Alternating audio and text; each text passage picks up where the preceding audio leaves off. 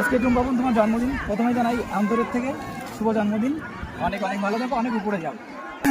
যখনই এই ধরতি মা আমরা বিপদে পড়েছি, আমাদের দেবী মা দেবী রূপে এসে, নারী রূপে এসে এই ধরতিকে আমাদেরকে রক্ষা করেছে। এখন আমাদের রাজ্যের অবস্থা কি, রাজ্যের পুরো শেষের মুহূর্তে। তো এই ক্ষেত্রে ভগবান তো আর আসবেন, আমাদের বুদ্ধি দিয়েছে, হাত পা দিয়েছে, এখন আমাদেরই লড়তে হবে। তো এই জন্য আমাদের মা বোনদের রুখে দাঁড়াতে হবে। তো যারা আমার মা বোন আছে, দেখছে আমার ভিডিওটা, তাদের তুমি দু চার কথা বলো। সকলকে নমস্কার।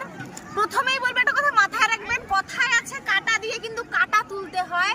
আর এই রাক্ষসীকে দমন করার জন্য দেবী শক্তির প্রয়োজন রয়েছে। আর দেবী শক্তি আমাদের দাদা বললোই যে ভগবান আমাদের বুদ্ধি শক্তি সব দিয়ে পাঠিয়েছে।